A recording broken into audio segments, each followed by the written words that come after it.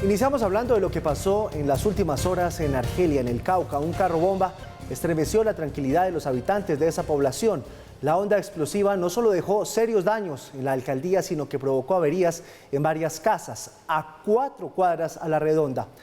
Dicen que son las disidencias de las FARC las responsables de este acto terrorista. Paula Granados, buenas noches. ¿Qué más detalles se tiene de este hecho?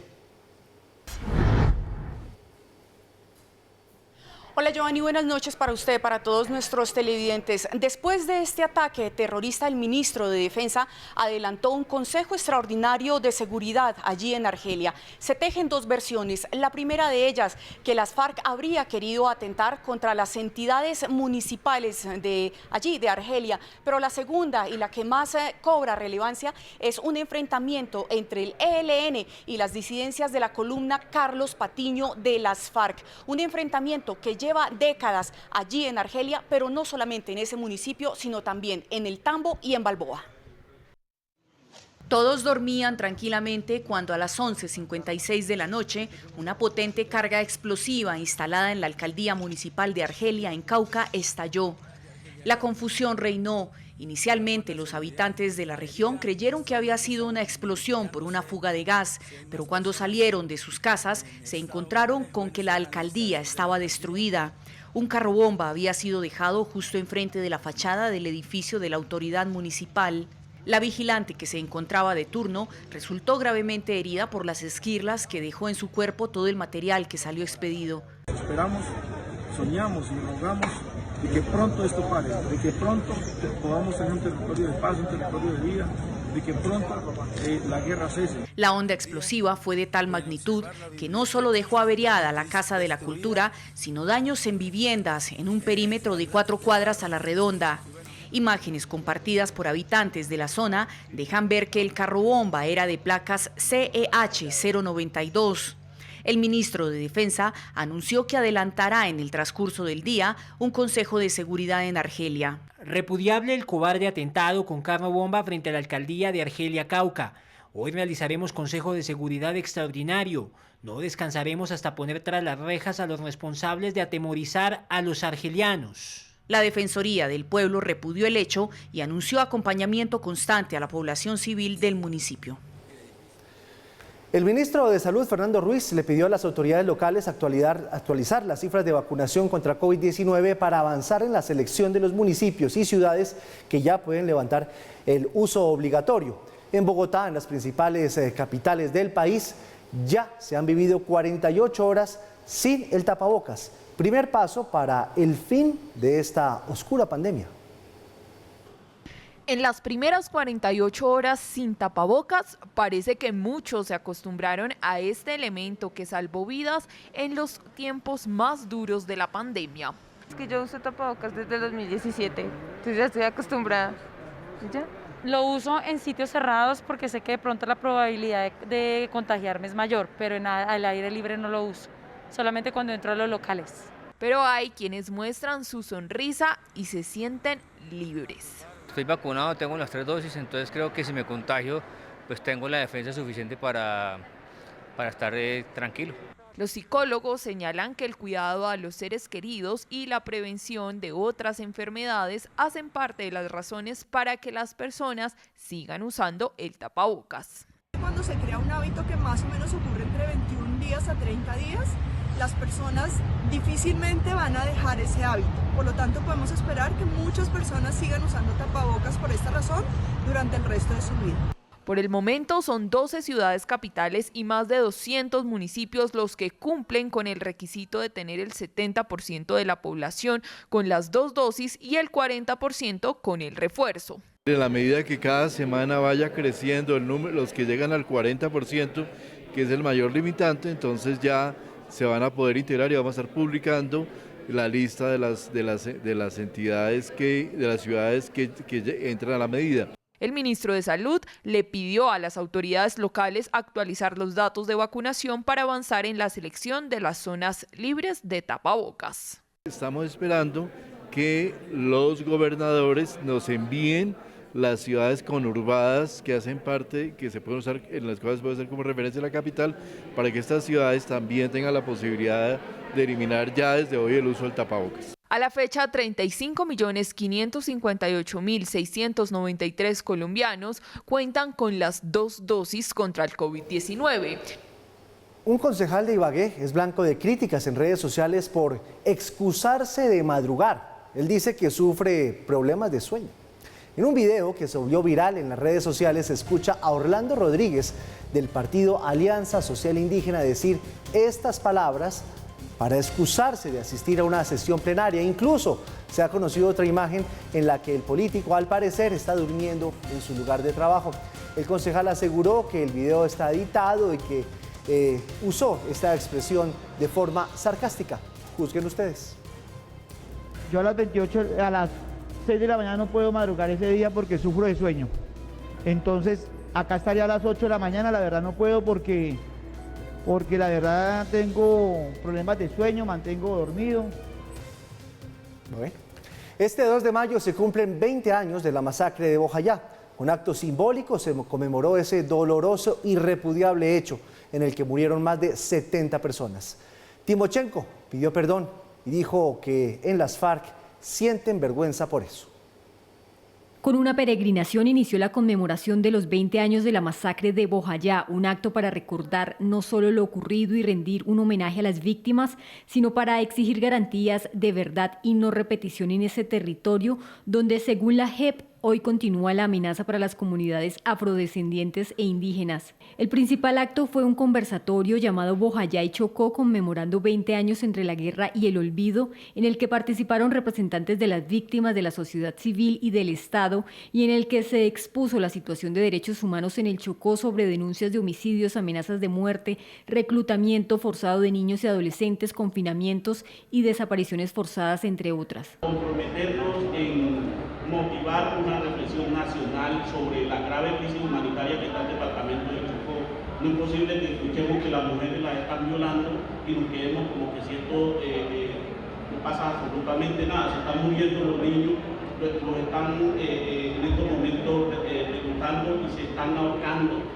Y eso no nos interpela. El 2 de mayo de 2002, en medio de un enfrentamiento, paramilitares se escondieron detrás de la iglesia y las FARC lanzaron contra ellos una pipeta de gas llena de metralla que cayó dentro de la parroquia, donde se refugiaban más de 300 civiles. Rodrigo Londoño. Han pasado 20 años de la terrible masacre que cometimos las desaparecidas FARC-EP en Bojayá.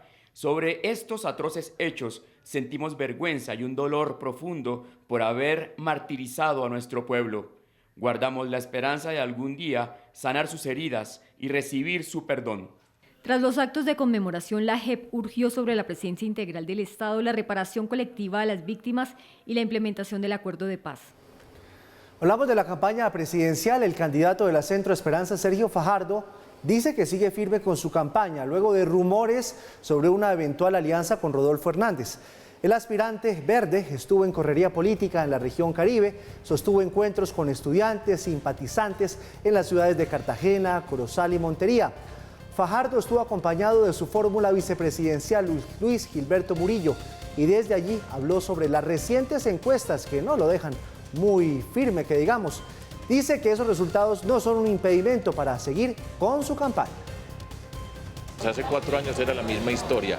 En este periodo están pasando cosas muy raras, muchas presiones porque quieren convertir a Colombia Fico o Petro, y esa no es la Colombia. Nosotros somos una opción distinta, una opción que sabe construir, transformar. No se dejen meter ese cuento que esto ya está definido, que Colombia va a quedar en guerra por cualquiera de esos dos extremos, y nosotros somos los capaces de unir a Colombia, de luchar contra la corrupción, apostarle a la educación para generar empleo para nuestros jóvenes. Denuncian un supuesto plan para atentar contra la vida del candidato presidencial Gustavo Petro en el eje cafetero.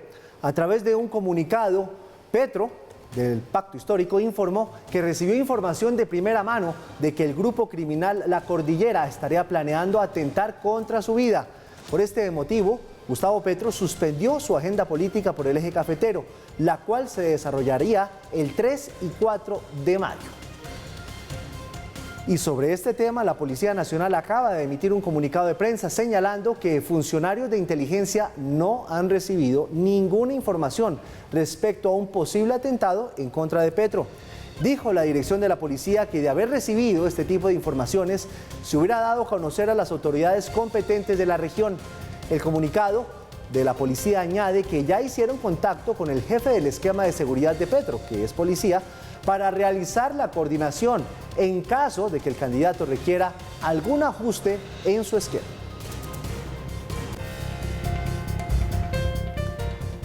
Hoy denunciaron un nuevo capítulo y denuncias de supuestas filtraciones y presiones que se hicieron alrededor del caso de la fiscal Ángela María Monsalve y el abogado Jaime Lombana, quien representa al exconcejal Ríos Velilla.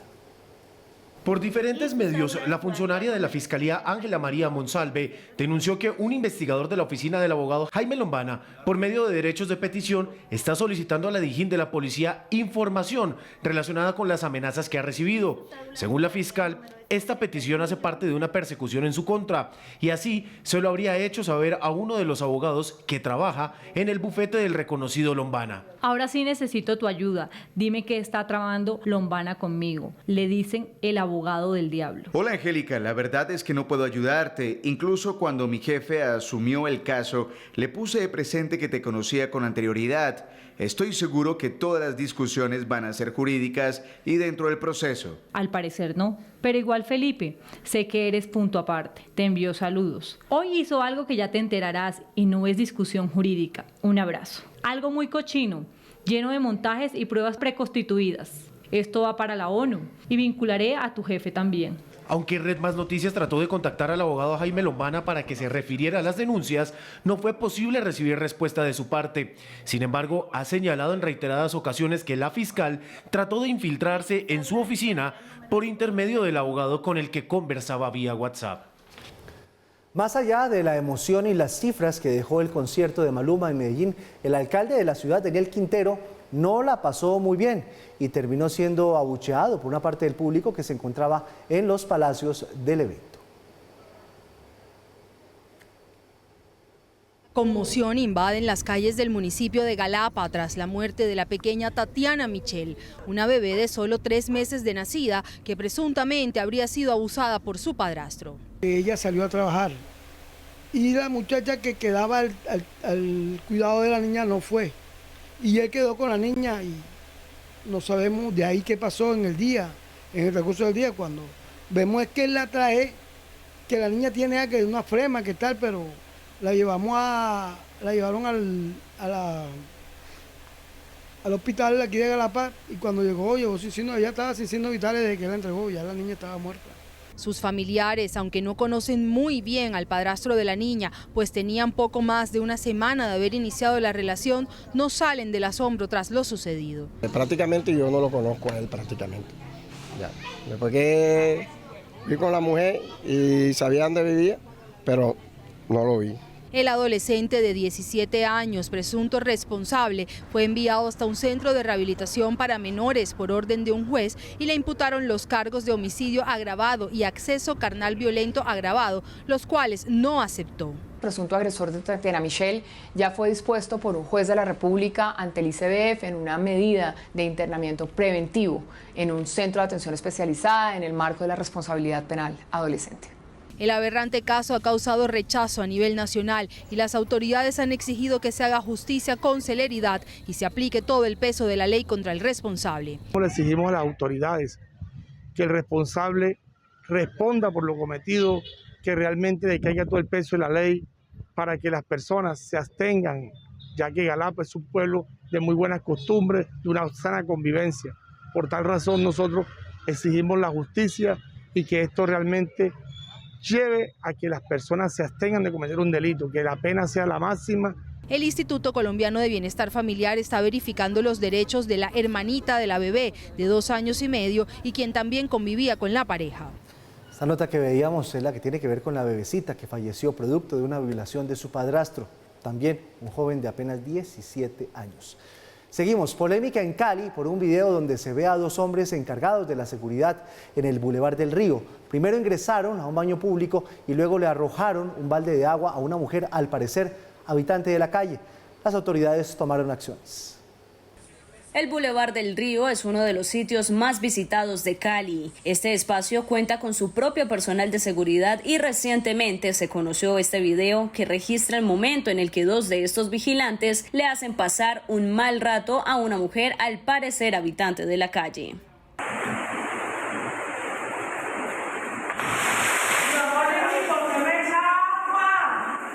Desde el punto de vista donde lo mire, no es aceptable. Primero, es un ser humano que merece respeto. Segundo, es una mujer. Y tercero, ya es hora de que paremos la discriminación y los ataques y la falta de respeto frente a los habitantes de calle. Por donde lo mire, esto no puede seguir sucediendo. Inmediatamente las autoridades de la ciudad tomaron cartas en el asunto, desvinculando a los sujetos implicados en este video de sus cargos y buscando a la mujer afectada. Estamos buscando, igualmente queremos manifestarles a ellos que lo sentimos mucho, no debería estar pasando ese tipo de hechos. Igualmente ya tomamos las medidas, esas medidas son desvincular rápidamente a esas personas, pero a la misma vez queremos acercarnos a ella y pedirles disculpas rápidamente. El llamado que se hace es a respetar a toda la ciudadanía y en especial a no caer en la estigmatización de las personas en condición de calle. Ahora sí vamos con la nota de la que les hablábamos hace un instante, del alcalde Daniel Quintero, que fue al concierto de Maluma y no la pasó bien. Miren por qué. Nadie quería perderse ningún detalle del concierto de Maluma. Por eso la presencia de varias personalidades se hizo viral en redes sociales, en especial la del alcalde de Medellín, Daniel Quintero.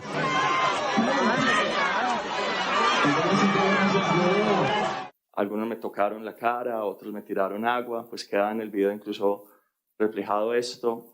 Yo no quise reaccionar y no lo haría pues porque uno reconoce primero que o estaban drogados o alcoholizados con mucha fuerza, porque realmente su comportamiento y su cara estaba un poco desfigurada. Según se ve en este video, al mandatario lo recibieron con abucheos y empujones mientras se trasladaba a uno de los palcos. Porque uno entiende que cuando uno es un alcalde de cambios, que puso pagar 4.3 billones de pesos a los responsables de Hidroituango y que le quitó los monopolios que tenían algunos, pues allá gente brava. Y uno que otro hijo de gente brava también. En redes sociales, varias personas rechazaron lo sucedido. Otros, como algunos asistentes al concierto de Maluma, dicen que Quintero los provocó. Me parece increíble que el señor haya ido ayer hasta donde nosotros estábamos. Se acerca a decirnos, ustedes están acá por mí, a lo que obviamente no respondimos pues de la mejor forma, como que, ay señor, ya váyase, listo, bueno. Incluso afirma el asistente que un grupo de personas le pidió que se fuera del lugar en varias ocasiones. Pero después vuelve y se acerca a querer buscar problemas. O sea, ya saben que somos unas personas que de pronto queremos tanto, a que vuelve y se acerca. Nos tocó decirle que por favor se fuera y él nos decía, pero con respeto, y nosotros de verdad le dijimos, sí, con respeto le estamos diciendo que se vaya, porque es que pues no es de nuestro agrado. Actualmente el proceso de revocatoria ha perdido fuerza. Sin embargo, según la encuesta de Inbamer publicada en febrero, la aprobación del dirigente pasó del 56% al 43% con respecto al mes de diciembre del año pasado. Hablamos otra vez de la inseguridad en la capital de la República. Un nuevo caso de fleteo estremece a Bogotá. Esta vez las víctimas son una pareja que regresaba a la casa luego de consignar dinero en una sucursal bancaria en el norte de Bogotá. Mientras esperaban entrar a la casa, llegan estos dos tipos, abordados, son los delincuentes, iban en motocicleta. La mujer recibe un disparo que le fracturó el fémur. Su acompañante sufrió heridas debajo del escroto y en un glúteo. El caso ocurrió en la localidad de Usaquén. El robo sucedió pese a la restricción de parrillero en moto.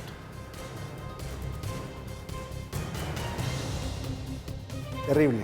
La Fiscalía General de la Nación presentó la acusación en contra del sociólogo y docente universitario Fabián Sanabria por el delito de acceso carnal violento agravado por la confianza, por al parecer aprovecharse de su posición para acceder de manera violenta a un joven estudiante. Los hechos investigados habrían ocurrido el domingo 22 de septiembre del 2013, cuando el hoy procesado habría citado a su apartamento ubicado en el sector Las Aguas, en el centro de Bogotá, a un joven quien estaba interesado en que le recibiera su hoja de vida para conseguir trabajo. El docente ha negado los hechos. La Corte Constitucional prohibió la pesca deportiva en Colombia al encontrar que es una actividad que vulnera el principio de precaución y la prohibición de maltrato animal y por tanto debe excusarse y excluirse además del ordenamiento jurídico.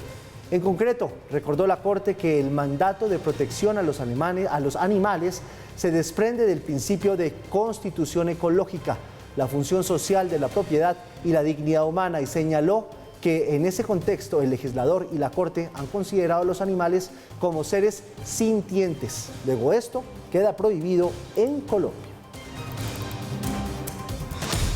La Fiscalía formuló cargos en contra de alias Alexis, un ex cabecilla del extinto Ejército Revolucionario Guevarista, por reclutamiento ilegal, aborto forzado y otras conductas de lesa humanidad. Esta persona, como cabecilla del denominado Comando Central de la Estructura Armada, habría promovido y permitido la violación de menores de edad, la interrupción forzada de embarazos y otras conductas calificadas como crímenes de guerra y de lesa humanidad.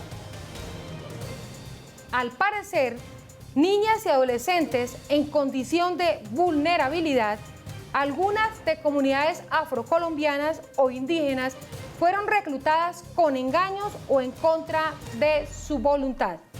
Varias de estas víctimas quedaron en embarazo y fueron sometidas a aborto en medio de amenazas, tratos degradantes, sin preparación ni analgésicos y con ausencia absoluta de condiciones de salubridad. A los 31 años de edad, muy joven, víctima de un cáncer en la médula ósea, falleció la exdiputada santanderiana Ángela Hernández, una mujer que dio una fuerte pelea contra el cáncer.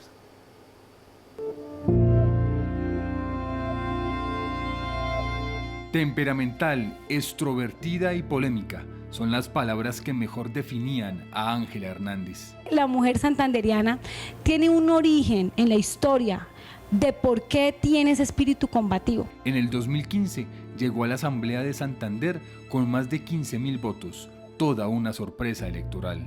Era la invitada obligada a los programas de opinión de su región.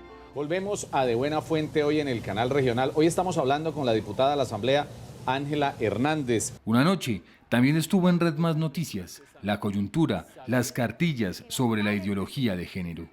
Lamentamos que se le llame mentiroso a las cientos y miles de personas que salieron ayer a marchar con tanta convicción a lo largo y ancho del país. En esas estaba cuando conoció al que se convertiría en su esposo y mayor apoyo, Jefferson Vega, un joven veterinario más interesado en el parto de una yegua que en los temas de la mecánica electoral, de los cuales si era experta su futura esposa. Éramos muy diferentes, ella una citadina, abogada, política, y un veterinario campesino. Se dieron el sí en una boda de ensueño. El veterinario y la política ya eran un matrimonio. Era finales de 2017. Me entrego ante ti, Jefferson Vega Ultrago, para hacerte feliz, para amarte, para honrarte, para pedirle a Dios que me dé la sabiduría y el amor para consentirte, cuidarte. Ángela siguió en lo suyo, pero en 2019, año de la prepandemia, le encontraron una masa extraña en uno de sus senos. El cáncer había llegado. Ángela ni se mosqueó, sacó al ruedo su sangre comunera y se volvió en una nueva voz contra ese enemigo mayor llamado cáncer de seno.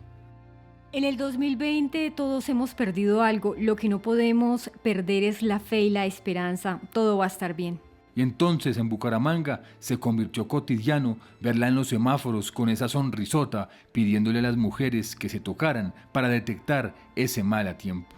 Octubre es el mes rosa, mes en el que conmemoramos la prevención contra el cáncer de mama. El cáncer parecía un forastero, al menos el de seno, pero regresó en forma de parálisis facial. Eso ha hecho que me tengan aquí haciéndome múltiples exámenes para tratar de determinar qué es lo que me está generando este adormecimiento. El dictamen, cáncer en la médula ósea. Ángela regresó al Hospital Internacional de Colombia, donde a través de las redes era contada su historia, las duras madrugadas, su esposo a su lado y siempre, siempre los dibujos del gran Oscar David, su pequeño hijo, su vida. Darles a ustedes las gracias por el amor, por el cariño, por las oraciones que son las que nos mantienen de fe y decirles que vamos a salir adelante. En esos meses duros incluso se llegó a hablar de su muerte, pero todo fue un malentendido. Hola, buenas noches. Hola, muy buenas noches, ¿cómo les va? Un placer saludarlos. Bueno, nosotros acá hacer una Una pequeña aclaración. Bueno, pues creo que hubo un muy malentendido. Nuestra yegua, la yegua que bautizamos cuando Ángela fue diputada, que nos dio muchas alegrías y hoy desafortunadamente se nos fue. El Twitter era su escape, era como un diario donde se dejaba plasmado lo que sentía. Le pedí a Dios un esposo que me amara y que fuera mi apoyo para cumplir mis sueños. Dios me dio más. Me dio un ángel llamado Jefferson Vega. Te amo. La vida se le iba escapando y otra vez un trino de Twitter, el que sería el último, un día antes de partir. Espero firmemente no hacer nada que pueda avergonzarme, al contrario, sea que yo viva o muera, quiero portarme siempre con valor para que por medio de mí la gente hable de lo maravilloso que es Cristo. Si vivo, quiero hacerlo para servir a Cristo, pero si muero, salgo ganando. Y salió ganando. Ángela falleció en la madrugada de ayer. Tenía 31 años. Se le arruga a uno el corazón viendo esta historia. Nuestra condolencia para el esposo, para el hijo, para la familia de Ángela. Que descanse en paz. Seguimos. La Alcaldía de Bogotá radicó la solicitud de un nuevo cupo de endeudamiento, esta vez por 5.8 billones de pesos. La administración explicó que los recursos se van a utilizar para financiar la segunda línea del metro.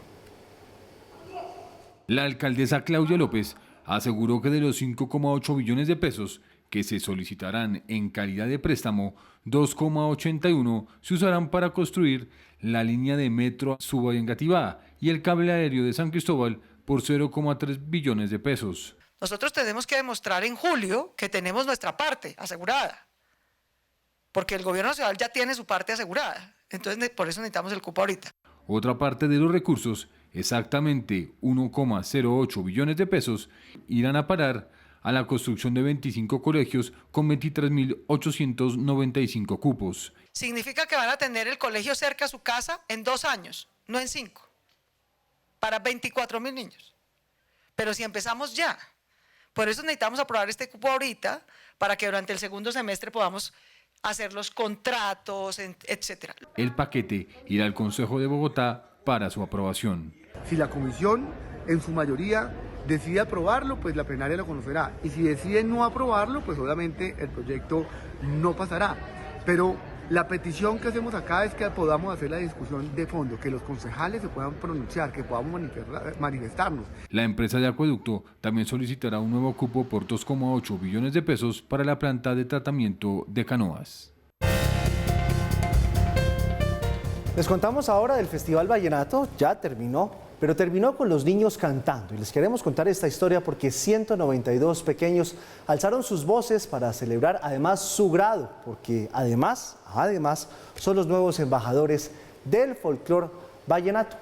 De la siguiente manera, como les vamos a mostrar, fue como ellos cumplieron sus sueños. Si Jaime Molina, Alfredo Gutiérrez o Rafael Escaluna se hicieron inmortales con su talento, imaginemos cómo hubiese sido sus carreras artísticas aún con una formación musical. Hay músicos de todo tipo, pero ninguno como el que sabe lo que hace y lo pule cada día desde niño. Ellos lo entendieron y lo aprovecharon. Fueron 102 varones y 90 niñas que agarraron su acordeón y le dieron rienda suelta a su talento. 194 estudiantes de 2 instituciones educativas, Francisco Molina Sánchez y Milciades Cantillo Costa, están certificándose en música inicial.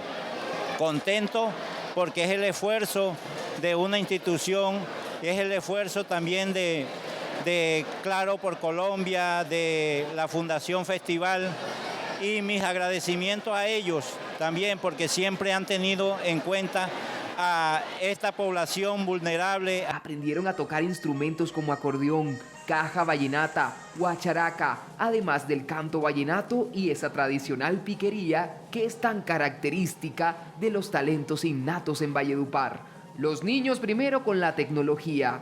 Disciplina y entrega se necesitaron. Recibieron capacitaciones para acceder a las plataformas virtuales y gratuitas de la Fundación Carlos Slim, Pruébate y Aprende.org. todas recomendadas por Claro por Colombia, para tener la oportunidad de aprender sobre el mundo de los textos, el razonamiento científico y por supuesto las matemáticas. Es como dar una contribución a que se mantengan pues las tradiciones, la cultura colombiana, ¿no?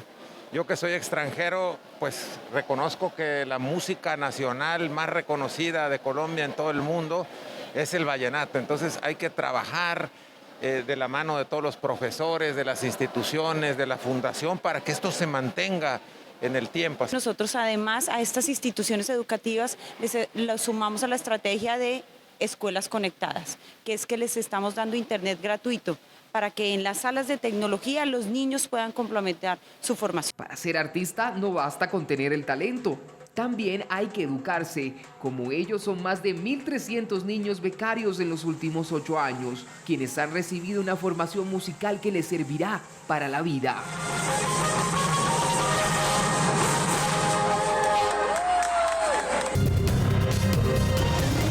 Las noticias del mundo: indignantes declaraciones del canciller ruso, Sergei Lavrov. Durante una entrevista con un medio italiano, dijo que Hitler tenía sangre judía, hágame el favor, en un intento por justificar su declarado objetivo de desnazificar Ucrania.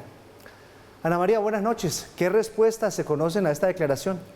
Giovanni, buenas noches. Pues casi de inmediato el jefe de la diplomacia de Israel calificó estas declaraciones como imperdonables e inaceptables, además como un terrible error histórico. Convocó al embajador ruso en Israel y exigen una disculpa. Conmoción y revuelo han causado las declaraciones del ministro de Relaciones Exteriores de Rusia, Sergei Lavrov, al asegurar que, como Volodymyr Zelensky, Hitler tenía orígenes judíos. De inmediato, Tel Aviv convocó al embajador ruso en Israel para pedir explicaciones mientras esperan una disculpa por una afirmación que hacían calificado desde la Cancillería de Israel. Los comentarios del ministro de Relaciones Exteriores Lavrov son una declaración imperdonable e indignante, así como un terrible error histórico. Los judíos no se suicidaron en el Holocausto. El nivel más bajo de racismo contra los judíos es acusar a los mismos judíos de antisemitismo. Y una pronta disculpa. Es una declaración imperdonable y escandalosa. Y también, por supuesto, terrible error histórico, y esperamos una disculpa.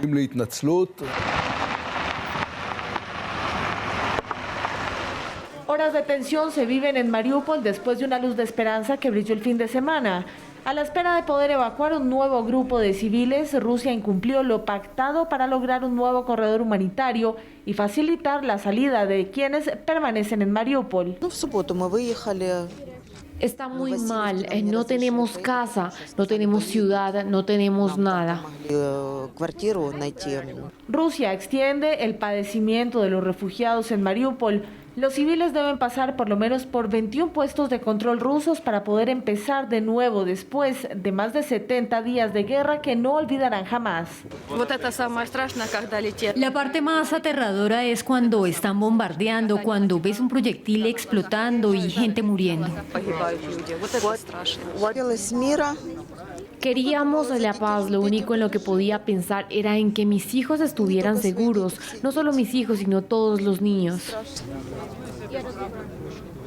Una evacuación que busca lograr con guantes de seda y donde cada minuto que pasa es determinante. La evaluación está en marcha. Todo lo que puedo decir ahora es elogiar los esfuerzos incansables de las Naciones Unidas y el Comité Internacional de la Cruz Roja para que esto suceda, pero todo es muy frágil. Las cosas pueden desmoronarse en cualquier momento, así que es mejor esperar a que termine la evacuación. Estados Unidos alertó que a mediados de mayo Rusia buscará anexarse Donetsk y Lugansk. Según los informes más recientes, creemos que Rusia intentará anexar la República Popular de Donetsk y de Lugansk a Rusia. Los informes establecen que Rusia tiene planes de diseñar referéndums en algún momento a mediados de mayo. Y señalan que sus diplomáticos podrían regresar a Kiev a finalizar este mes. Desde la Casa Blanca aseguran que no mandarán tropas a Ucrania.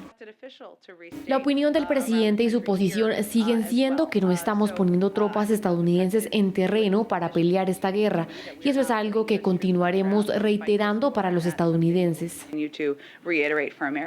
Y que Rusia no ha logrado su objetivo de dividir a Occidente y la OTAN. Esta no es una guerra de poder. Sé que es el tema de conversación ruso sobre esto, pero no es una guerra de poder. Es una guerra entre Rusia y Ucrania. La OTAN no está involucrada. Estados Unidos no está peleando esta guerra.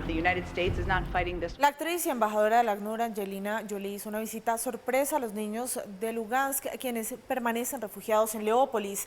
En su recorrido visitó además el hospital de niños heridos durante el bombardeo. Habló con los ucranianos, quienes tuvieron que huir de las zonas de combate y a quienes ofrecen apoyo psicológico en la estación de Leópolis. Durante su recorrido, Angelina Jolie tuvo que ser evacuada por una alerta de ataque aéreo con un riesgo inminente de bombardeo en medio de las sirenas antiaéreas que fueron activadas. Y el gobierno español denunció que los celulares del jefe de gobierno Pedro Sánchez y de la ministra de Defensa fueron interceptados a través del software Pegasus, que en el pasado ya había sido utilizado para espiar a importantes personalidades políticas y periodistas.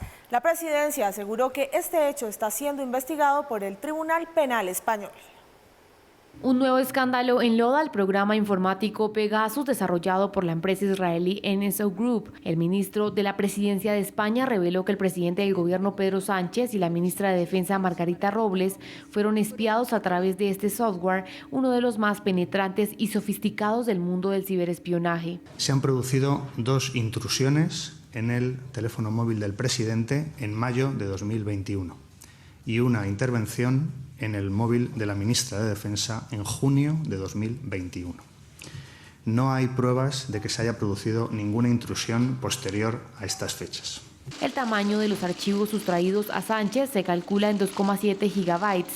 Aunque se desconoce quién o qué país puede estar detrás de esta intervención, el gobierno aclaró que el hecho es ajeno a los organismos del Estado. Tenemos la absoluta seguridad de que es un ataque externo y de que es una infección externa porque en España, en una democracia como la nuestra, todas las intervenciones se producen por organismos oficiales y con autorización judicial.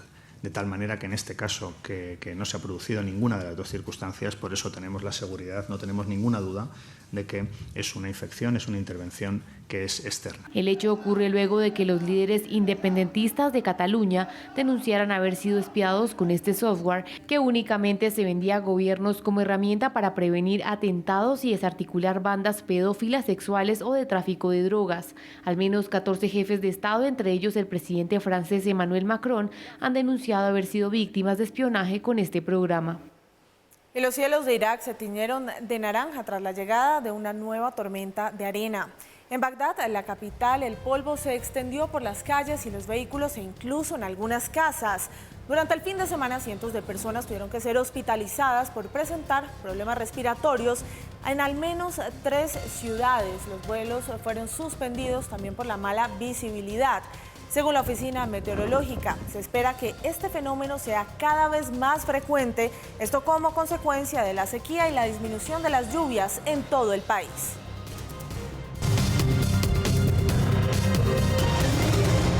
La noticia está con la campaña presidencial. Empieza a moverse muy fuerte porque estamos a menos de un mes.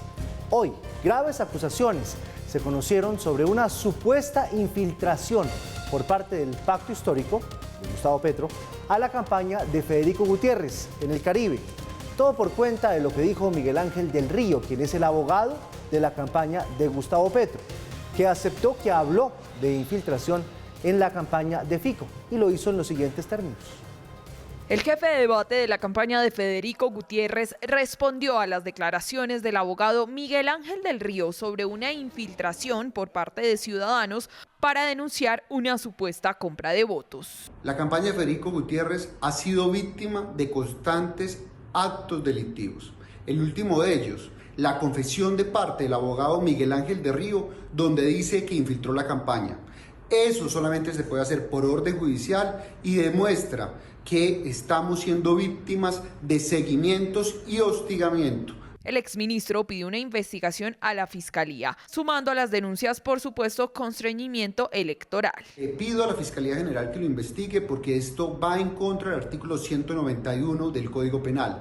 Pero además, votantes en los departamentos del Cauca, Nariño y Valle del Cauca están manifestando que el ELN, disidencias de la FARC y narcotráfico están obligando a votar por Gustavo Petro. Aunque el abogado Miguel Ángel del Río negó haber ordenado la infiltración, reconoció que usó el término. Existía una infiltración en el sentido de ciudadanos que estaban trabajando con las campañas, pero que nos entregaban información a nosotros.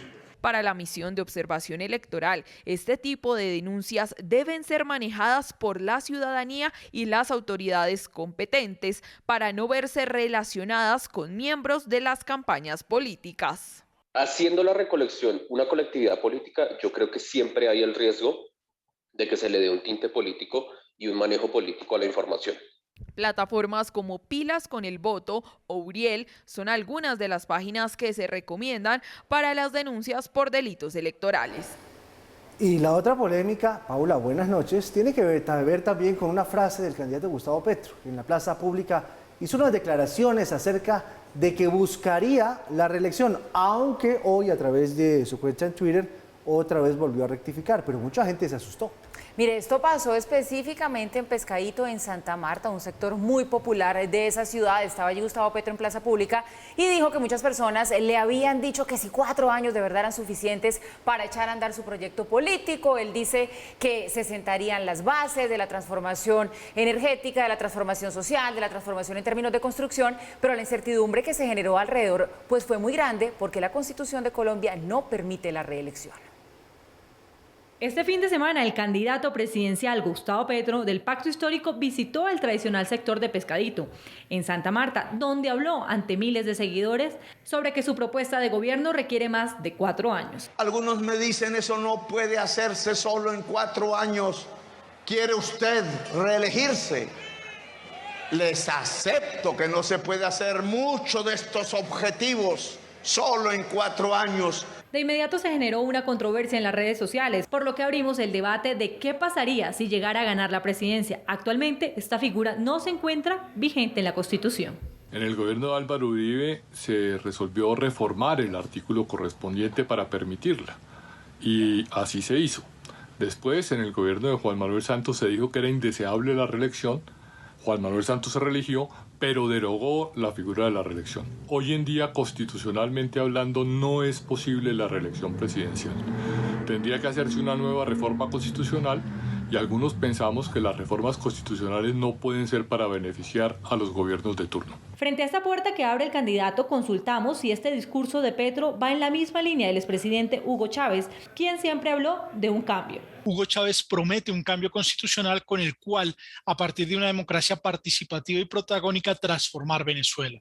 Va a ser con el golpe de Estado del 11 de abril del 2002 que Hugo Chávez va a cambiar su discurso y va a radicalizarlo. ¿Pero cómo fue que Hugo Chávez logró la revolución bolivariana? Hugo Chávez no contaba siempre con el favor popular. De hecho, la mayor parte de las elecciones contó con una alta abstención, con una baja participación de los venezolanos, pero por el otro lado, con una oposición que buscaba por la lucha democrática evitar la consolidación del proyecto que hoy ha establecido una dictadura en Venezuela.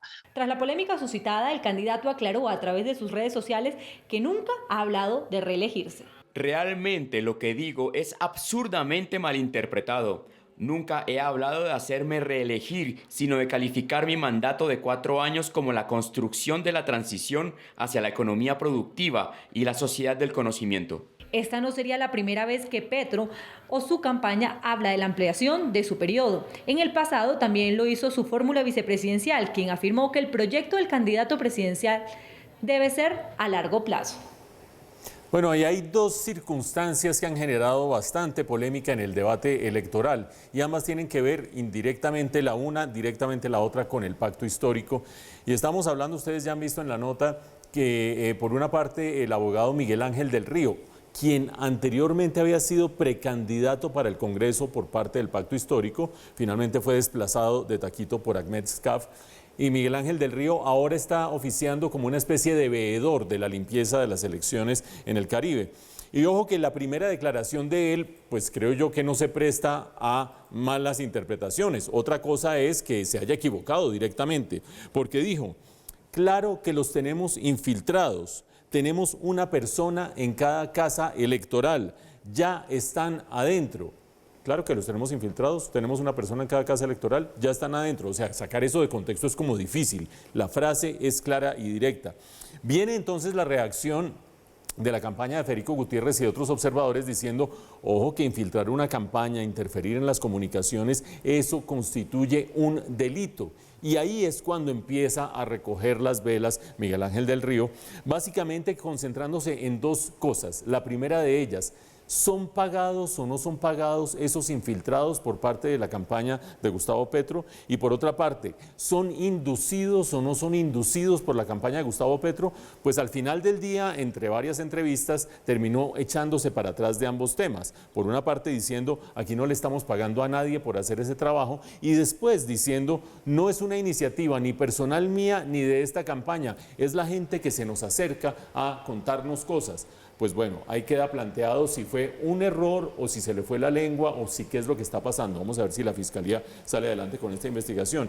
Y finalmente, las dos maneras a través de las cuales se podría en este momento Gustavo Petro o el próximo presidente, sea quien sea, buscar una reelección, sería a través de una asamblea constituyente, ustedes lo han visto en la nota, transformando, reformando la Constitución, y la otra a través de un referendo. Y creo yo que a ambas se llegaría por la vía de lo que en algún momento se ha llamado en este país estado de opinión.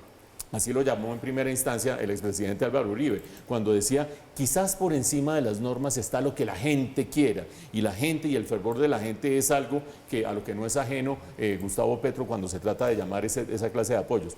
Vamos a ver, por el momento dice, aquí lo que estoy sentando es las bases para una transición, si llego a ser presidente en esos 4 años, pero no necesariamente buscando la reelección.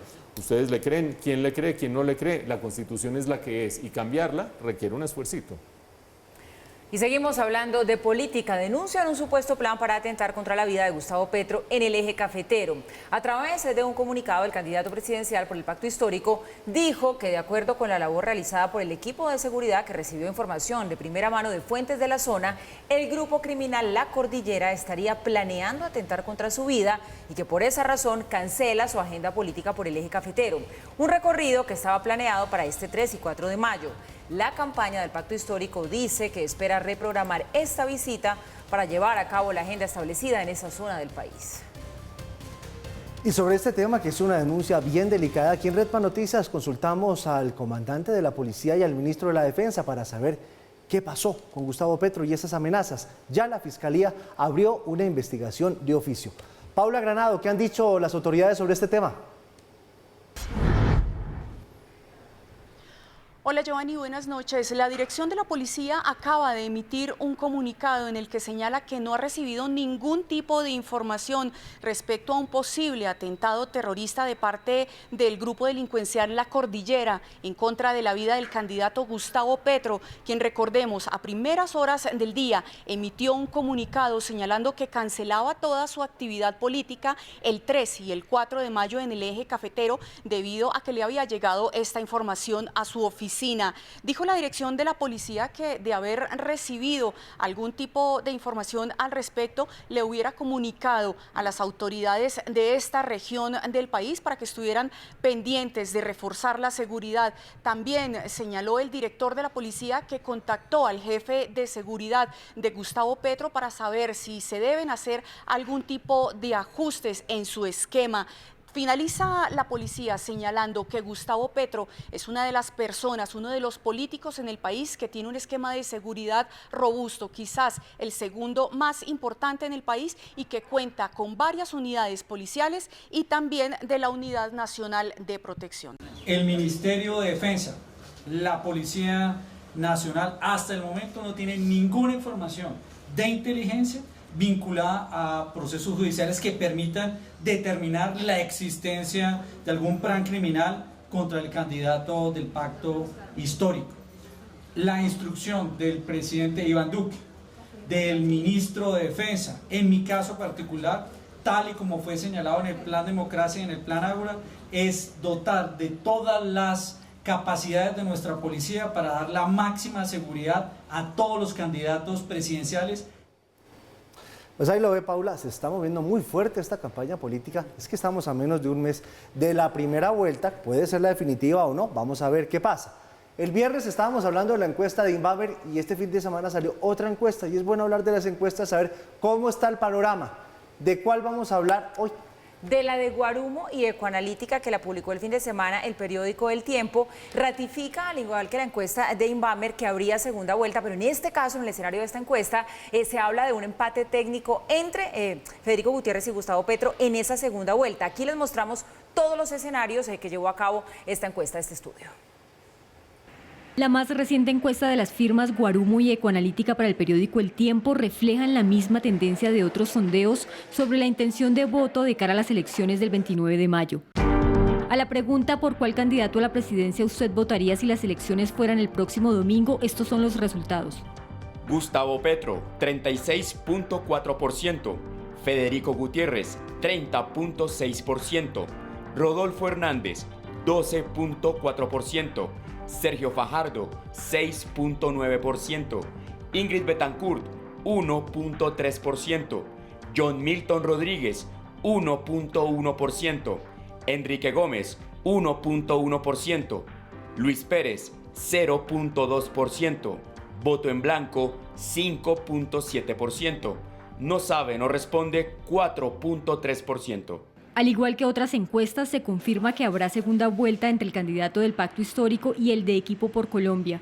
Estas firmas también midieron la intención de voto para este posible escenario del 19 de junio. A la pregunta, en una segunda vuelta entre Gustavo Petro y Federico Gutiérrez, ¿por quién votaría? Estos son los resultados. Gustavo Petro, 43.8%. Federico Gutiérrez, 40.9%. Voto en blanco, 8.8%. No sabe, no responde, 6.5%.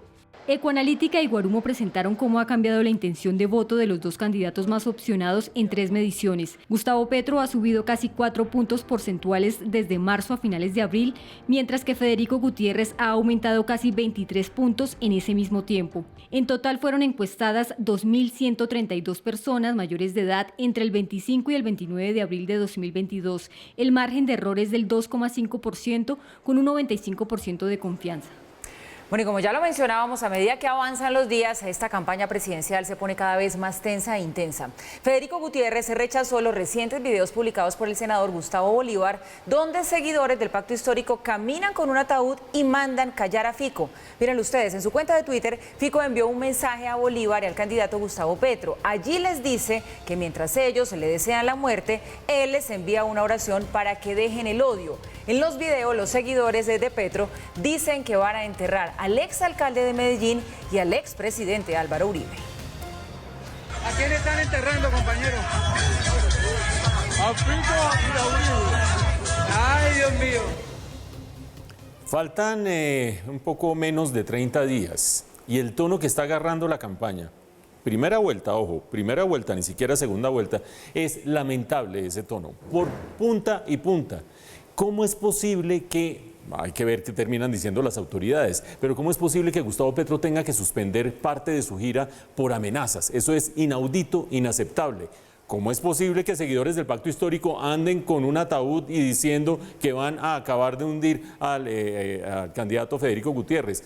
Creo yo que corresponde a todos los líderes, a todos los candidatos, llamar a sus bases y hacer un acuerdo de que esto se define por campañas, por ideas, por plataformas y finalmente por votos, que será otra discusión difícil que habrá que dar finalmente, pero no por esta clase de mensajes. Lamentable de lado y lado para todos los candidatos.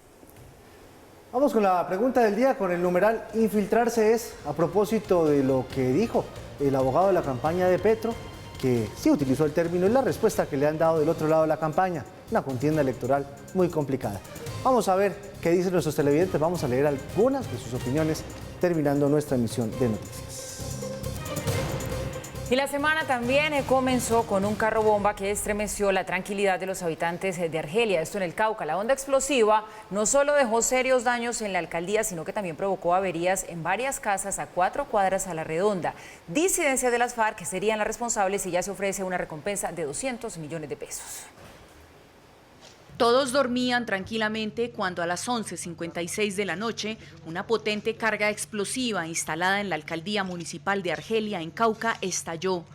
La confusión reinó. Inicialmente los habitantes de la región creyeron que había sido una explosión por una fuga de gas, pero cuando salieron de sus casas se encontraron con que la alcaldía estaba destruida. Un carro bomba había sido dejado justo enfrente de la fachada del edificio de la autoridad municipal. La vigilante, que se encontraba de turno, resultó gravemente herida por las esquirlas que dejó en su cuerpo todo el material que salió expedido. Esperamos, soñamos y rogamos de que pronto esto pare, de que pronto podamos tener un territorio de paz, un territorio de vida, de que pronto la guerra cese. La onda explosiva fue de tal magnitud que no solo dejó averiada la Casa de la Cultura, sino daños en viviendas en un perímetro de 4 cuadras a la redonda.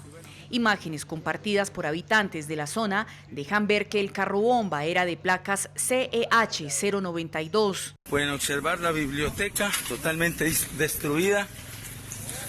En horas de la tarde, el ministro de Defensa realizó un consejo de seguridad. En él ofreció 200 millones de pesos de recompensa por alias Kevin, alias El Zorro y alias Matorro, posibles responsables del ataque. Ha destinado un grupo especial de 459 soldados que están dedicados a la recuperación militar de Argelia. Y en el caso de Miranda, 370 hombres con 6 pelotones también con el fin de garantizar seguridad en ese municipio. En este proceso se ha tomado la decisión también de desarticular esas organizaciones a partir de los principales cabecillas. La Defensoría del Pueblo repudió el hecho y anunció acompañamiento constante a la población civil del municipio. La otra noticia del día tiene que ver con el tapabocas. No se lo quería quitar, decía que no, que lo iba a tener, pero hoy la vi sin tapabocas todo el día. Le tengo que confesar, ¿se acuerda que usted me preguntó cuando recién anunciaron la medida, se lo va a quitar? Y yo, no, un año más con el tapabocas porque la pandemia no se ha ido. Me dejé llevar, me dejé seducir por la emoción del momento, me lo pongo eso sí para entrar al ascensor, que ya me parece un sitio como muy encerrado, muy apretaditos todos, pero de resto lo cargo en el bolsillo, ahí está listo, pero me lo quité más de la cuenta. ¿Saben que a mí no me costó trabajo dejar el tapabocas? ¿No? No lo he dejado. Ahí lo tiene, a la mano. En el mismo ascensor, ¿te lo sigues poniendo? el mismo tapabocas, Sí. en la calle, en la aglomeración. Pero es que acuérdense de algo que seguramente vamos a registrar ahora. Hay ciudades en el mundo, Nueva York, por ejemplo, entró una alerta naranja en este momento por cuenta del número de contagios. Sin hablar de Shanghai, ¿no? Bueno, es que eso ya es otra cosa. Pero no me digan que la confinamientos sensación más de libertad no es maravillosa. Entonces uno se lo quita y dice, bueno, sí, si ya me dijeron que me lo puedo quitar, pues entonces confiemos, hagamos caso, porque es que se siente rico. Sí, la verdad se siente muy bien. ¿Qué dijo la gente? Pues mire, la gente está contenta, dicen que sí, que ya es momento de hacerlo y que creen que las cifras de vacunación en el país pues favorecen que esta medida se tome, pero también desde el Ministerio de Salud pues están pidiendo que los territorios actualicen esos porcentajes de vacunación para ir también actualizando la lista de las ciudades, de los municipios que pueden ya quitarse el tapabocas en espacios cerrados. En las primeras 48 horas sin tapabocas, parece que muchos se acostumbraron a este elemento que salvó vidas en los tiempos más duros de la pandemia. Es que yo uso tapabocas desde el 2017, entonces ya estoy acostumbrada. ¿Ya? Pero hay quienes muestran su sonrisa y se sienten libres. Estoy vacunado, tengo las 3 dosis, entonces creo que si me contagio, pues tengo la defensa suficiente para estar tranquilo. Por el momento son 12 ciudades capitales y más de 200 municipios los que cumplen con el requisito de tener el 70% de la población con las 2 dosis y el 40% con el refuerzo. En la medida que cada semana vaya creciendo el número, los que llegan al 40%, que es el mayor limitante, entonces ya se van a poder integrar y vamos a estar publicando la lista de las entidades, de las ciudades que entran a la medida. El ministro de Salud le pidió a las autoridades locales actualizar los datos de vacunación para avanzar en la selección de las zonas libres de tapabocas. Estamos esperando que los gobernadores nos envíen las ciudades conurbadas que hacen parte, que se pueden usar, en las cuales puede ser como referencia la capital, para que estas ciudades también tengan la posibilidad de eliminar ya desde hoy el uso del tapabocas. A la fecha, 35.558.693 colombianos cuentan con las 2 dosis contra el COVID-19. Muchos sin tapabocas ya en Colombia. Acuérdense, en su municipio o en su ciudad van a tener que actualizar los niveles de vacunación para saber si clasifican o no clasifican. Pero muchos sin tapaboca, y vale la pena recordar 2 cosas. La primera de ellas, dependiendo del tipo de cepa que esté circulando, que no nos vaya a aparecer una nueva, pero han aparecido muchas a lo largo de este tiempo de pandemia. Dependiendo del tipo de cepa, uno puede estar tranquilo o no puede estar tranquilo. Aquellas personas que en sus casas dicen, listo el tapabocas y listo mi nivel de vacunación suficiente en esta ciudad, ojo, porque eso puede ser un motivo de peligro. Pero lo segundo, las autoridades sanitarias toman decisiones sobre lo colectivo, sobre los grandes números, sobre la pandemia en términos de porcentajes generales del país, no sobre el individuo. El responsable de la decisión individual es cada uno. Si ustedes no tienen esquema de vacunación completo, no digan que como el ministro salió sin tapabocas, entonces yo puedo salir a la calle porque tenga. Cada cual es responsable de saber cómo está en su esquema de vacunación y cuál es, para efectos prácticos, ese nivel de protección que tiene. 2 datos finales. El primero de ellos, hay que recordar en un día como hoy, o en particular el día de ayer que se levantó la obligación de tapabocas en muchas ciudades, a los 140.000 colombianos fallecidos. Ayer, 139.797 colombianos fallecidos. Los demás estamos un poco más relajados, un poco más tranquilos, pero hay que guardar el debido respeto por esa cantidad de colombianos fallecidos. Y lo segundo, mucha gente se pregunta, bueno, si es que este es el final de la pandemia, poco a poco, pero si es que este es el final de la pandemia, ¿cómo nos fue a nosotros en América Latina? Ahí, en la mitad, rapidito, el peor nivel de fallecimientos por millón de habitantes en todo el mundo lo tuvo Perú, el número 1 de esa lista fatal. El 16, Brasil. El 21, Chile. El 24, Argentina. Y el 27, Colombia. No, bastante bien. Sí, pero por debajo de Colombia, México, Uruguay, Ecuador. Estamos como a mitad de tabla. Algo hicimos bien, algo no hicimos tan bien.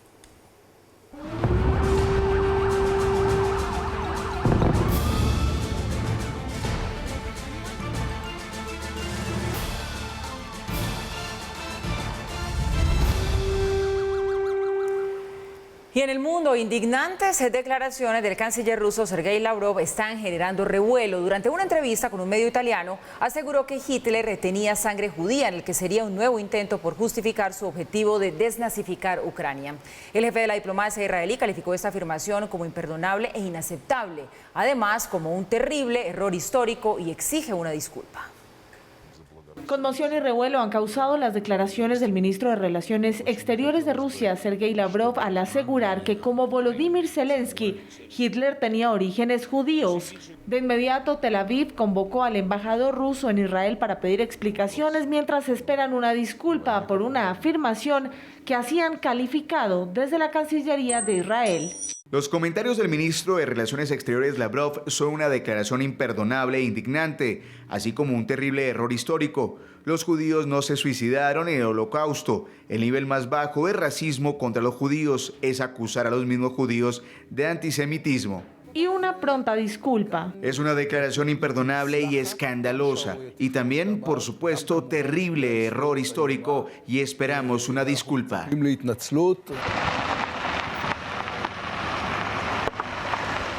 Horas de tensión se viven en Mariupol después de una luz de esperanza que brilló el fin de semana. A la espera de poder evacuar un nuevo grupo de civiles, Rusia incumplió lo pactado para lograr un nuevo corredor humanitario y facilitar la salida de quienes permanecen en Mariupol. Está muy mal, no tenemos casa, no tenemos ciudad, no tenemos nada.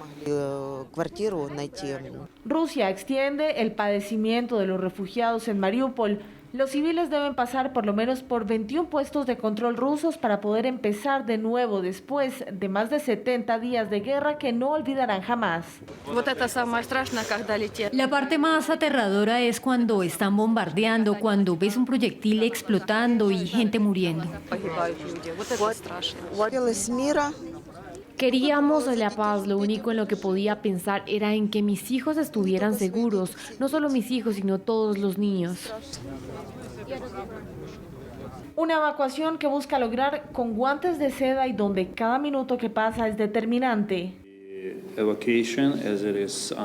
La evaluación está en marcha. Todo lo que puedo decir ahora es elogiar los esfuerzos incansables de las Naciones Unidas y el Comité Internacional de la Cruz Roja para que esto suceda, pero todo es muy frágil. Las cosas pueden desmoronarse en cualquier momento, así que es mejor esperar a que termine la evacuación. Estados Unidos alertó que a mediados de mayo Rusia buscará anexarse Donetsk y Lugansk. Según los informes más recientes, creemos que Rusia intentará anexar la República Popular de Donetsk y de Lugansk a Rusia. Los informes establecen que Rusia tiene planes de diseñar referéndums en algún momento a mediados de mayo.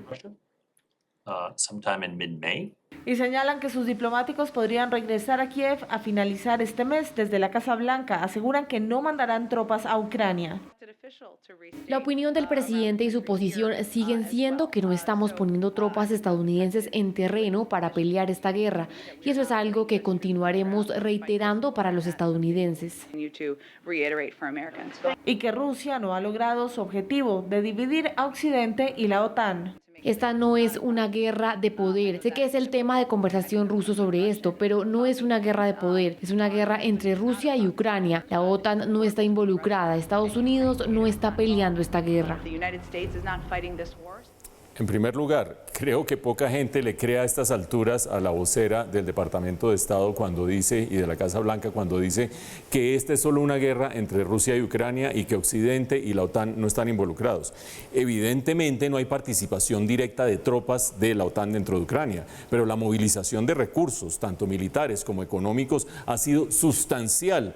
La lógica de esa estrategia es otra cosa, pero decir que la OTAN no está metida en medio de este rollo es, digamos, que ignorar que la gente también puede ver noticias e interpretarlas. Pero vámonos a un tema importantísimo y es el que tiene que ver con esa declaración de Sergei Lavrov, el secretario de Exteriores o el ministro de Exteriores de Rusia, cuando dice que no hay alguien más antisemita que los mismos judíos y que el mismo Hitler se dice que tenía sangre judía. Inmediatamente todos los expertos, todos los historiadores dicen, ahí hay un error histórico monumental, pero más allá de los expertos viene la reacción del gobierno de Israel. No solo el ministro de Relaciones Exteriores, sino también el primer ministro se pronunciaron en contra de esa posición. Recuerden ustedes de dónde viene esa declaración de Sergei Lavrov en el momento en que una periodista italiana le pregunta, ¿ustedes por qué hablan de desnazificar? ¿Qué quiere decir desnazificar en este contexto? Inmediatamente lo que le termina respondiendo es, pues es que sí, allí hay nazis y evidentemente si Zelensky tiene sangre judía, pues él mismo es un nazi y acuérdense ustedes que esa es la lógica. Ojo que Israel está jugando un equilibrio muy delicado desde el punto de vista geopolítico. Israel respalda a Ucrania, pero no de manera tan deliberada y explícita como para poner en riesgo lo que le está pasando en su propio vecindario. Siria, una guerra sangrienta, violenta, con el mayor número de refugiados de todo el mundo, mayor que los ucranianos que han salido en estos meses. Lleva más de 10 años esa guerra en Siria. Y acuérdense ustedes, el régimen de Bashar al-Assad está respaldado por Rusia, por Irán, por China y la oposición, que es un sancocho absoluto de todo tipo de razas, religiones, movimientos políticos, etcétera, etcétera, respaldada por Estados Unidos, Reino Unido, Francia e Israel en la mitad, haciendo equilibrio porque tiene esa bomba justo al lado en su propio territorio. Por lo tanto, empezar a confrontar a Rusia desde el punto de vista de la política y el gran discurso político puede tener efectos también en su propio vecindario. Aquí todo el mundo tiene que cuidar sus posiciones estratégicas para no quedar en una posición vulnerable. Yo quería dar una buena noticia hoy económica y a mí me han dicho compre dólares y me sobé. 4.000 pesos, Mauricio. ¿Será que esto va a seguir subiendo o se queda ahí? 4.017, le corrijo, alcanzó hasta. Ese fue el máximo, ¿no? 4.017, hasta ahí alcanzó a subirse. Sí, pues no es la primera vez que se pasa de 4.000 en los últimos meses. Sí, estuvo el año pasado por encima de 4.000, pero yo creo que aquí hay que tener presentes dos cosas. El dólar se mueve en función de la oferta y la demanda. Estoy diciendo una obviedad. En el caso de Colombia, el déficit externo, la diferencia entre lo que le vendemos al mundo y lo que le compramos al mundo es grandote, uno de los más grandes de América Latina. Y ese déficit externo es el que hace que tengamos un gran desequilibrio y necesidad de tener capitales que nos estén llenando ese hueco. Si esos capitales se van, si esos capitales por algún motivo, por ejemplo aumento de las tasas de interés en Estados Unidos, empiezan a salir, empieza a encarecerse el dólar porque empieza a escasear. Y a eso agréguenle coyuntura electoral. Yo aquí no quiero decir ni que una encuesta movió el dólar, ni que otra movió el dólar. Hay situación económica general que está fortaleciendo el dólar y que está depreciando las otras monedas, entre ellas el peso. Pero por el momento, acuérdense ustedes, Colombia es uno de los países de América Latina con un mayor hueco externo, por lo tanto con una mayor vulnerabilidad desde el punto de vista de los dólares. Súmele la Reserva Federal y súmele China, ¿o claro, no? los confinamientos en China. Pues mire, como este es un tema que nos interesa y nos termina golpeando a todos, les contamos cómo estuvo el comportamiento hoy abriendo ese mercado, qué fue lo que pasó con el dólar y cuáles son esos factores que estarían presionando el alza. El dólar superó los 4.000 pesos en la mayor cotización de este año, aunque no es la más alta registrada. Esa se dio en abril de 2020 cuando llegó a 4.046 pesos. Los informes de la bolsa indican que abrió un valor de 3.977 pesos y registró un máximo de 4.017. Los expertos sostienen que este comportamiento obedece a la expectativa que hay frente a la decisión del próximo miércoles de la Reserva Federal de Estados Unidos, que debe aumentar la tasa de intervención para controlar la inflación. Se habla de que podría ser el mayor aumento desde el año 2000, a pesar de las alertas por la posibilidad de una recesión. La Reserva Federal está considerando aumentar los tipos de interés. El mercado está a la incertidumbre de qué puede pasar con la Reserva Federal. Si se presenta este aumento, lo más seguro es que el dólar continúe su proceso de devaluación en Colombia. Otra de las causas tiene que ver con la escasez de materias primas debido al conflicto en Ucrania, que golpea fuertemente a la economía mundial y a varios sectores de América Latina. También incide sobre el comportamiento de la divisa estadounidense los confinamientos en China por cuenta de un nuevo brote del COVID-19, que aumenta en las grandes ciudades y que si se mantiene puede afectar la economía global. El rebrote de COVID, hay que esperar qué sucede en China y si el COVID vuelve a ser una amenaza a la producción mundial. De la misma manera, inciden los datos recientes sobre encuestas frente a las elecciones presidenciales al final de este mes. El nuevo precio sorprende ya que hace solo 3 semanas la cotización del dólar bajaba a niveles que hace varios años no se veían y ahora cambia de nuevo su rumbo. Ecopetrol informó que ya inició los trámites para vender su participación en la compañía de inversiones de gases de Colombia, en Invercolsa. En la última sesión de la Junta Directiva del 29 de abril se autorizó a la petrolera para que venda el 51.8% de su capital social en Invercolsa, enajenación que está sujeta a la obtención de las autorizaciones respectivas. Vamos a ver qué deciden. Esta decisión hace parte de la estrategia de vender activos no estratégicos que tiene la nación. Y mientras se anuncia una inyección de capital para superar la crisis financiera de la cadena de almacenes Justo y Bueno, la Superintendencia de Sociedades citó a una nueva audiencia para el 12 de mayo. En ella se buscará una nueva posibilidad de salvación para la marca. Esta semana se inició con el anuncio de que un nuevo inversionista se haría cargo de las deudas de Justo y Bueno y traería recursos para sacar adelante la cadena de supermercados populares. De acuerdo con Justo y Bueno, a más tardar el 10 de mayo llegarían recursos para pagar las acreencias causadas entre el 18 de enero y el 30 de abril, así como para avanzar en el proceso de reorganización. A través de un comunicado, la empresa informó que celebra la visión de JF Capital de querer expandir este modelo de negocio que ha evolucionado con éxito en Colombia a toda América Latina y aseguró que la compra de capital se hizo en tiempo récord, ya que normalmente en el mercado toma alrededor de 6 meses. Soporta esa información con otro comunicado de la Conferencia Episcopal Ecuménica Mundial, en el cual se afirma que ofrece su apoyo a Justo y Bueno y que respaldan a JF Capital, su aliado que busca oportunidades de negocios en el mundo, para que adelante los procesos que permitan tener los fondos que se necesitan el 10 de mayo. Sin embargo, en una audiencia pública de la Superintendencia de Sociedades, se solicitó a los voceros de Justo y Bueno que ampliaran la información, algo que no sucedió. El medio económico Bloomberg, en el que manifestaron como mayores detalles, esto no fue manifestado directamente a este apoderado, por supuesto, ni a Mercadería, pero sí en la prensa económica con mayores detalles sobre la envergadura de la inversión en general. Para algunos de los asistentes, este pronunciamiento a través del comunicado, sin que asistan voceros con más información, no es serio. No olvidar el objeto de esta audiencia y me sorprende personalmente la facilidad y falta de profundidad por parte del representante legal de la sociedad al simplemente poner de presente una carta que se podría denominar apócrifa. Sin embargo, otros insisten en que la empresa debe salvarse y hasta presentan propuestas como la de que los proveedores entreguen artículos en calidad de consignación. Le pido que nos dé unos días o unas semanas más para que entre los afectados por la situación podamos tratar de encontrar una fórmula de salvación y de cubrir estos gastos administrativos del cual se trata esta audiencia. La Superintendencia de Sociedades dice que hay incumplimiento y riesgo frente a la continuidad de la compañía, pero que frente a esta nueva alternativa, el 12 de mayo espera una explicación más concreta de la manera como sería el futuro de Justo y Bueno. El petróleo de referencia Brent se negocia en promedio en $107.58 el barril. La libra café colombiano cerró en Nueva York a $2.16. El índice MSCI Colcap aumentó 1,29% a 1.582 unidades. La tasa representativa del mercado para mañana es de 4.004 pesos con 7 centavos. El euro se negocia en 4.206 pesos con 57 centavos. Las cifras son los 78.049 vehículos matriculados entre enero y abril en Colombia. Aumentan 2,8% frente al mismo periodo de 2021. Se han vendido 1.339 vehículos eléctricos.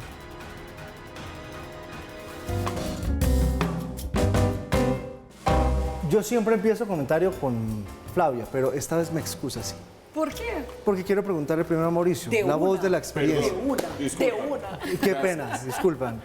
¿Uno después de ser mejor amigo puede ser novio? Se lo pregunto por lo de Maluma.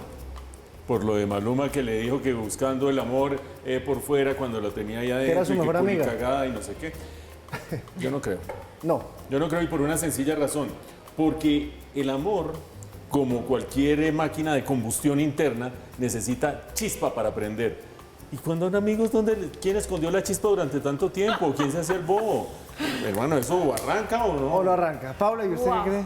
Pues yo no sé, yo tengo mis dudas. Por un lado pienso que no, porque uno tiene varios yos. Entonces uno es el yo de novio, otro es el yo de amigo. El yo de amigo se sincera totalmente con el otro amigo y le cuenta la vida entera. Entonces cuando ya son pareja, resulta que uno ya le ha contado todo al otro. Pero también creo que de pronto puede ser un amor más sincero porque se conocen tanto que quizás es más ni real. sí ni no. Aquí no. Yo también opino que no. Yo también pienso que no. No, también que no. Pues les cuento que ustedes están basados en la creencia popular. Ajá. Que el grande amor solo empieza a partir de una grande pasión. Imagínate que un estudio que fue publicado exactamente el año pasado en la revista de Psicología Social y Personalidad afirma que 66% de las relaciones amorosas que funcionan nacen de las grandes amistades. Uno tiene una tendencia de creer que amor es como película francesa, ¿no? Que uno se mira, no dice nada, el calor sube, se besan, se enamoran, pero no, eso es una fantasía, porque mucha gente confunde amor con ansiedad. Como sofrimos de ansiedad porque vivimos em uma sociedade ansiosa, quando vemos a uma pessoa que creemos que nos vai acalmar da ansiedade, pensamos que isso é amor. Ai, eu tenho que ver essa pessoa, meu coração está disparado, tenho falta de aire, necessito essa pessoa. Mas isso é ansiedade, não é amor. Amor é algo que se construye, que madura, é algo que tu vas pouco a pouco conhecendo a pessoa e aprendendo a admirar essa pessoa, encontrando coincidências. Então, amor não é um tema de um calor, uma paixão fugaz. De hecho, é necessário um tempo de calmaria para que tu puedas mirar al outro como ele se é acaba el e encanto. não idealizado. Se conocen tanto que ¿dónde está el encanto? Pregunta. Que encanto? Encanto é isso. É quando tu puedes ver al outro como é e não idealizado, como tu imaginas e quisiera que fuera. Pregunta, Flavia. Entonces, ¿la poesía romántica dónde se escribe? ¿En la sede de la Sociedad de Amigos del País? Sabe qual é a propaganda mais vendida no mundo? Não é de la gaseosa, não é de los celulares, é del amor romântico. Isso se vende em música, poesias, amor e amistad, color, livros. Isso é um mito, o mito do amor romântico. Exato. Mira, Maurício, nunca te cases nem viva com uma pessoa com quem não puedes conversar o resto da vida. Isso é outra coisa. Pero calma, Cálmese, não é outra coisa. Uma amistad tu puedes conversar. Muitas vezes, no calor da paixão, tu não conversas, porque tu assumes que a pessoa pensa igual a ti, Pero sí es llama igual a mucho ti. la atención este caso de la relación de Maluma con su novia, porque no es muy común que los grandes amigos terminen en noviados. Entonces la pregunta de Mauricio es más que válida. ¿En qué momento los que son amiguísimos se miran con otros ojos? E no momento em que as coisas funcionam de tal maneira que uno entende al outro, que se sente de tal maneira cômodo uno com a presença do outro, que empiezan a fantasiar que de pronto isso poderia ser um estilo de vida, que de pronto isso poderia ser algo bueno para os dois. E é de aí onde nascem as grandes relações amorosas. Pero Flavia, ¿usted vio cómo le dijo? ¿Usted vio cómo le dijo? Te amo, culicagada. Te amo, culicagada. Ai, lindo. Qué lindo. Esse é muito bonito, porque Divino. demonstra uma intimidade mais, uma cumplicidade, Divino. linguagem próprio dos dois que eles utilizam. E a mim me pareceu de uma madureza impressionante, porque seguramente durante esses 3 anos eles puderam madurar o amor, não viveram a ansiedade que se confunde tanto hoje em dia com amor. Todo o mundo hoje em dia é ansioso e crê que o hecho de estar ansioso está enamorado, estou enamorada, estou enamorada. Não, está com necessidade de tomar um ansiolítico, ir a dormir e despertar com mais calma, porque a gente confunde e pior, projeta no outro que o outro tem a salvação e a resposta para todos os meus problemas. E por isso as relações não funcionam, porque eu creio que essa pessoa é capaz de solucionar todo em minha vida, porque estou projetando no outro. ¿Será que sí? ¿Cuántos años le da usted a esa relación? Poquiticos. Já llevan 3. Porque llega... Pero de amigos. De amigos. No, de amigos. novios. No, se conocen hace muchos años más. De Muchos novios años, 3. Llevan sí. 3. No, pero yo no creo. Yo creo que ¿Pero le por qué? llega ¿Por la algo. fama? No, porque llega una relación bien apasionada a Maluma, sobre todo, y acaba con todo. Es que el ciclón del amor, el ciclón de la pasión puede tumbar cualquier casa A de mim amistad. não me parece, não. A mim me parece que Maluma deu uma demonstração de madurez muito grande, surpreendente, e incluso hacer a declaração em público Que no dessa es fácil maneira. que un hombre en público diga estoy enamorado y te amo, y más cuando tiene tantas seguidoras, dirá, bueno, espanto a mis Exacto. seguidoras y saben que estoy ennoviado. Pues Eso Paula sí se me parece- espantó, ¿no? Sí, me espantó. Paula ya no, Es que ya lo dejó de seguir hoy. Malumita, ¿cómo es de churro Malumita? Pero bueno, tiene novia. Amém. Pero deixem madurar a relação, deixem madurar o amor. Vean o amor madurar dia tras dia para estar seguros que não é ansiedade e que de verdade isso é amor. Mientras tanto, vamos a un corte comercial y ya regresamos. Hasta aquí esta emisión de Redman Noticias. Mauro, yo no me casé con mi mejor amiga, llevo 15 años. Bueno, Le digo. bueno, ¿y Solo Paula le se dejo ese casó dato. con el mejor amigo? No, pero he hecho de ¿Cuántos mi años lleva? esposo mi mejor amigo. 8. 8. 8 de Bueno, casada. para que vean Sí, sí. ustedes. ¿Usted cómo le ha ido? ¿Qué pensó? ¿Que se iba a salvar? ¿Usted cómo le ha ido? No es mi mejor amiga, mi novia no es mi mejor amiga, no fue mi mejor amiga. O sea que aquí no hay nadie que emule las prácticas No, de pero amor. uno sí construye relaciones de amistad con la pareja, porque si no, de Ah, verdad, eso eso es no otra funciona. cosa. Si no, eso Mientras no tanto, funciona. nos vamos hasta aquí esta emisión de Redman Noticias. Vamos mañana a las 6 en punto de la mañana. Chao, chao. Descansen, chao.